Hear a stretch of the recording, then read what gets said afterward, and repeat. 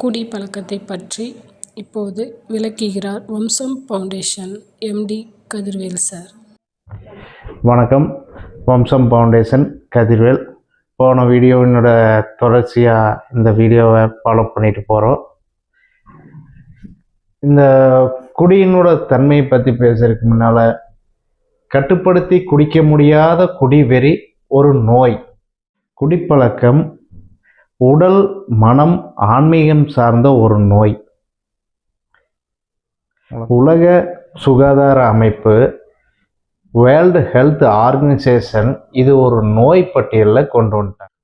குடிநோயை உதவியின்றி அதை வெல்ல முடியாது. அதுக்கு உதவி பண்ணுறதுக்கு தான் வம்சம் ஃபவுண்டேஷன் ஆகிய நாங்கள் உங்களுக்கு உதவி பண்ணுறதுக்கு இருக்கிறோம். இதீத குடிப்பழக்கம் அந்த குடிநோயாளிய உடலை மெல்ல மெல்ல அவன் எப்பவுமே முக்கியத்துவம் தரமாட்டான். இதற்கு காரோ இல்லை வண்டியோ அது ஒரு பஞ்சர் ஆச்சுன்னா உடனே அதை எடுத்துகிட்டு போக மாட்டான். உடனே என்ன பண்ணுவோன்னா அதுக்கு உடனே பஞ்சர் கடை துளாவி அந்த வண்டி பஞ்சர் போட்டு மடித்தான் எடுத்துகிட்டு போவான். காரணம் என்னென்னா அந்த பஞ்சர் ஆச்சுன்னா அந்த டயர் டியூப் வேஸ்ட் ஆயிருமேன்னு ஃபீல் பண்ணுறான். ஆனால் தான் குடிச்சு தான் உடம்ப மெல்ல மெல்ல அழிச்சிட்டு வர்றதை அவனால் ஏற்றுக்க முடியாது.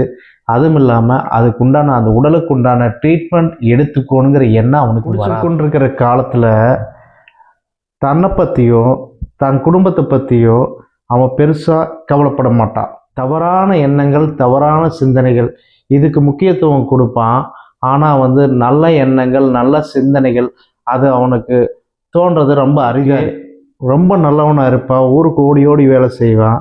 தான் குடும்பத்துக்குன்னு ஒன்றுனா அதை தள்ளி போடுறதுக்கு ஆரம்பிச்சிருவான். தான் குடும்பத்தை முக்கியத்துவம் அவன் தரவே. மேலும் இந்த குடி மற்றும் போதையை பற்றி விரிவாக தெரியணும்னா நம்ம பேஜை ஃபாலோ பண்ணுங்கள். வணக்கம்.